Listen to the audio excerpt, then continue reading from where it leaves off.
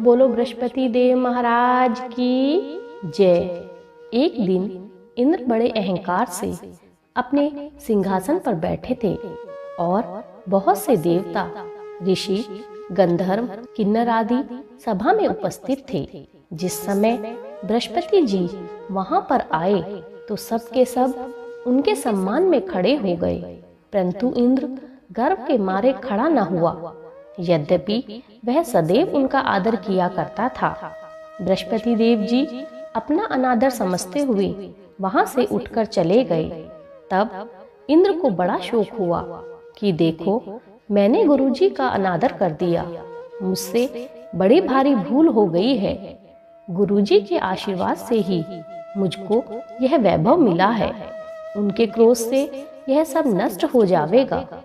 इसलिए उनके पास जाकर उनसे क्षमा मांगनी चाहिए, जिससे उनका क्रोध शांत हो जाए और मेरा कल्याण होवे। ऐसा विचार कर इंद्र उनके स्थान पर चले गए। जब बृहस्पति देव जी ने अपने योग बल से यह जान लिया कि इंद्र क्षमा मांगने के लिए आ रहा है, तब क्रोधवश उनसे भेंट करना उचित ना समझकर अंतर्ध्यान हो गए। जब इंद्र ने बृहस्पति देव जी को घर पर ना पाया, तब निराश होकर वह वापस लौट गया। जब दैत्यों के राजा वृषवर्मा को यह समाचार विदित हुआ तो उसने अपने गुरु शुक्राचार्य की आज्ञा से इंद्रपुरी को चारों तरफ से घेर लिया। गुरु की कृपा न होने के कारण देवता हारने लगे। तब उन्होंने ब्रह्मा जी को विनय पूर्वक सारा वृतांत कह सुनाया और कहा कि महाराज, दैत्यों से किसी प्रकार बचाइए। तब ब्रह्मा जी कहने लगे कि तुमने बड़ा अपराध किया है, जो गुरुदेव को क्रोधित कर दिया। अब तुम्हारा कल्याण इसी में हो सकता है कि त्वष्टा ब्राह्मण का पुत्र विश्वरूपा बड़ा तपस्वी और ज्ञानी है, उसे अपना पुरोहित बनाओ तो तुम्हारा कल्याण हो सकता है। यह वचन सुनते ही इंद्र त्वष्टा के पास गए और बड़े विनती भाव से त्वष्टा से कहने लगे कि आप हमारे पुरोहित बनने की कृपा करें, जिससे हमारा कल्याण हो। तब त्वष्टा ने उत्तर दिया कि पुरोहित बनने से तपोबल घट जाता है, परंतु तुम बहुत विनती करते हो, इसलिए मेरा पुत्र विश्वरूपा पुरोहित बनकर तुम्हारी रक्षा करेगा। विश्वरूपा ने पिता की आज्ञा से पुरोहित बनकर ऐसा यत्न किया कि हरि इच्छा से इंद्र वृषवर्मा को युद्ध में जीतकर अपने इंद्रासन पर स्थित हुआ।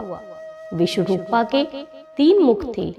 एक मुख से वह सोनपल्ली लता के रस का पान करता था, दूसरे मुख से वह मदिरा पान करता था और तीसरे मुख से अन्न आदि भोजन करता। इंद्र ने कुछ दिनों उपरांत कहा कि मैं आपकी कृपा से यज्ञ करना चाहता हूँ। जब विश्वरूपा की आज्ञा अनुसार यज्ञ प्रारंभ हो गया, तब एक दैत्य ने विश्वरूपा से कहा कि तुम्हारी माता दैत्य की कन्या है, इस कारण हमारे कल्याण में निर्मित एक आहुति दैत्यों के नाम पर भी दे दिया करो तो अति उत्तम होगा। विश्वरूपा उस दैत्य का कहा मानकर आहुति देते समय दैत्य नाम भी धीरे से लेने लगा। इसी कारण यज्ञ करने से देवताओं का तेज नहीं बढ़ा। इंद्र ने यह व्रतांत जानते ही क्रोधित होकर विश्वरूपा के 3 सिर काट डाले।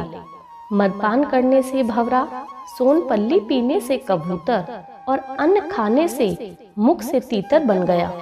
विश्वरूपा के मरते ही इंद्र का स्वरूप ब्रह्म हत्या के प्रभाव से बदल गया। देवताओं के 1 वर्ष तक पश्चाताप करने पर भी ब्रह्म हत्या का पाप न छूटा, तो सब देवताओं के प्रार्थना करने पर ब्रह्मा जी बृहस्पति देव के सहित वहां आए। उस ब्रह्म हत्या के 4 भाग किए, उसमें से एक भाग पृथ्वी को दिया। इसी कारण कहीं कहीं से धरती ऊंची नीची और बीज बोने के लायक भी नहीं होती। साथ ही ब्रह्मा जी ने यह वरदान दिया कि जहाँ पृथ्वी में गड्ढा होगा कुछ समय पश्चात वह स्वयं ही भर जाएगा। दूसरा, वृक्षों को दिया जिसमें उसमें से गोंद बनकर बहता है।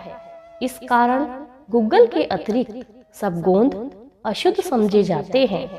वृक्षों को यह वरदान दिया कि ऊपर से सूख जाने के पश्चात भी जड़ दोबारा से फूट जाएगी। तीसरा भाग स्त्रियों को दिया। इसी कारण स्त्रियां हर महीने रजस्वला होकर पहले दिन चांडालनी, दूसरे दिन ब्रह्मघातनी, तीसरे दिन धोबिन के समान रहकर चौथे दिन शुद्ध होती हैं और उनको संतान प्राप्ति का वरदान भी दिया। चौथा भाग जल को दिया जिसमें फेन और सिवाल आदि जल के ऊपर आ जाते हैं। जल को यह वरदान भी मिला कि जिस चीज में डाला जाएगा बोझ में बढ़ जाएगी। इस प्रकार इंद्र को ब्रह्म हत्या के पाप से मुक्त किया गया। बोलो बृहस्पति देव महाराज की जय।